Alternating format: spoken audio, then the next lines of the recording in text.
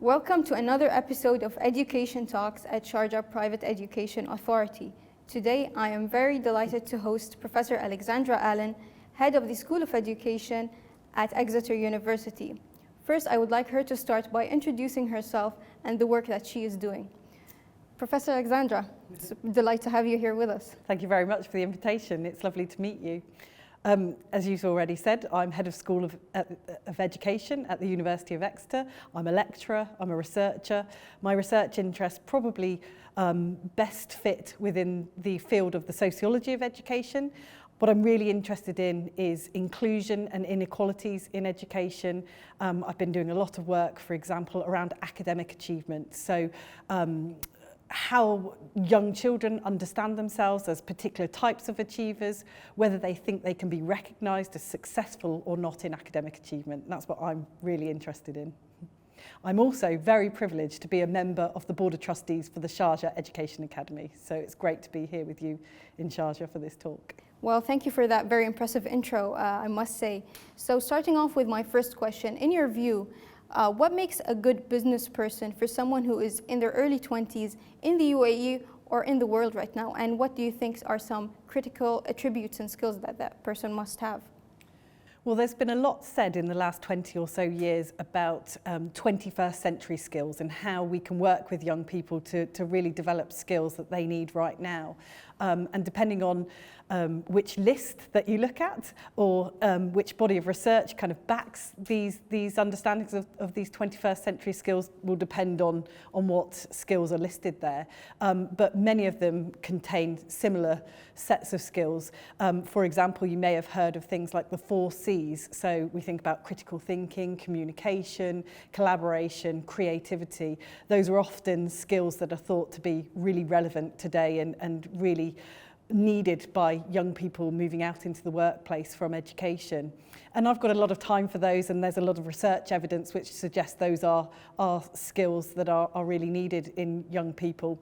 For example, in the work I do at the University of Exeter, I often work with graduates in our university who are involved in work placements and are training to go into the workplace. And we run a module called Learning from Work Experience, where we do try and develop their skills in relation to critical thinking, particularly in relation to critical reflection.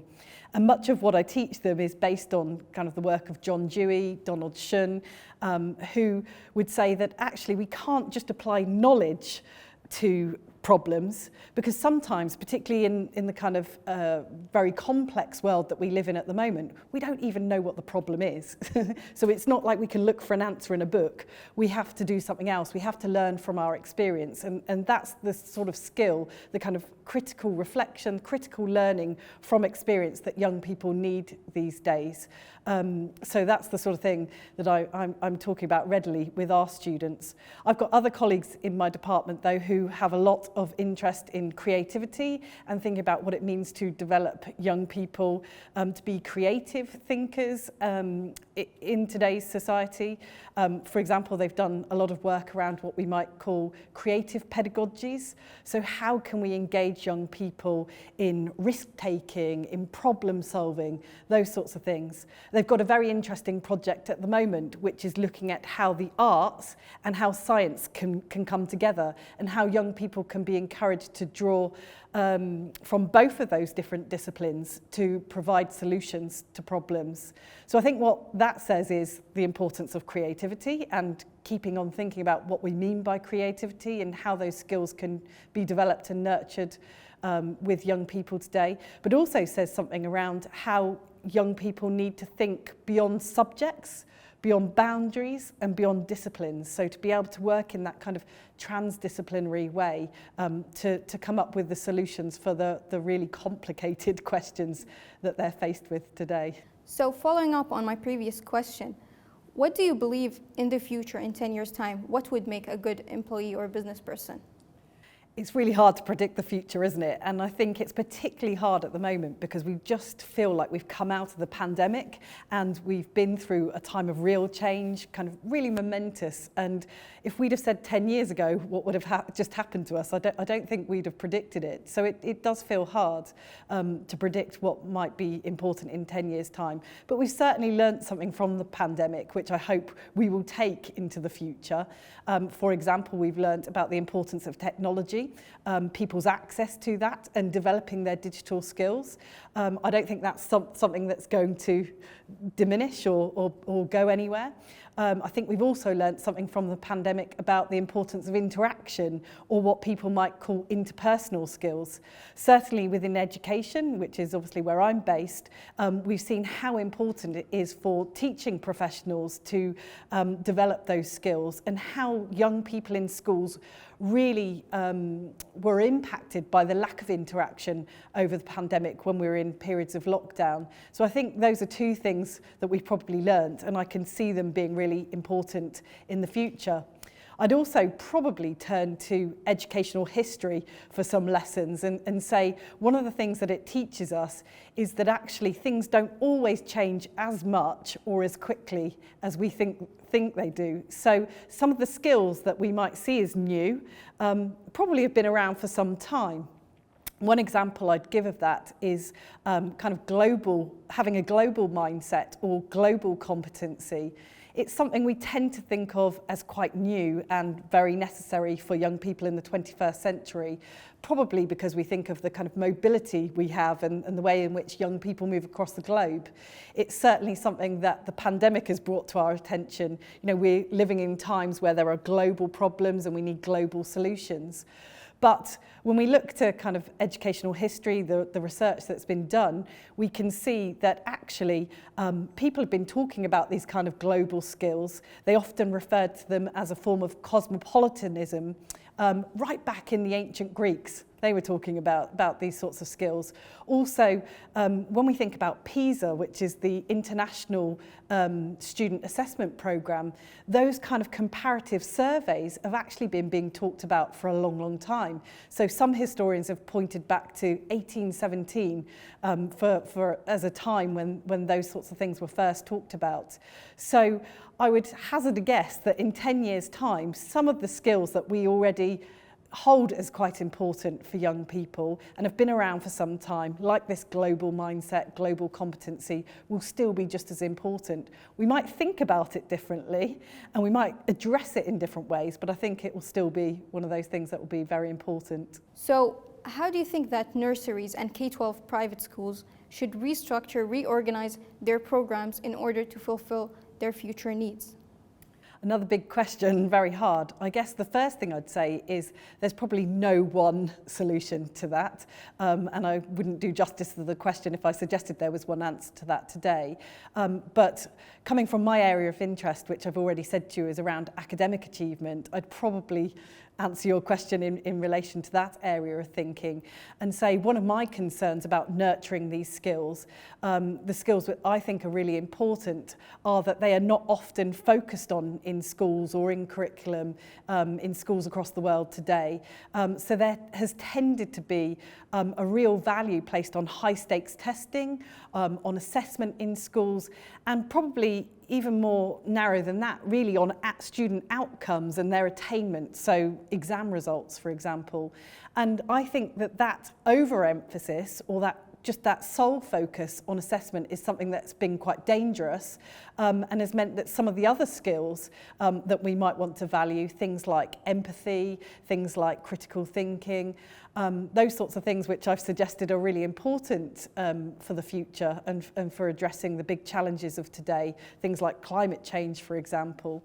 I think they can be undervalued because there's often a value placed on assessment or attainment instead. So one of the things I'd like to see changed is less emphasis placed on that kind of testing and assessment.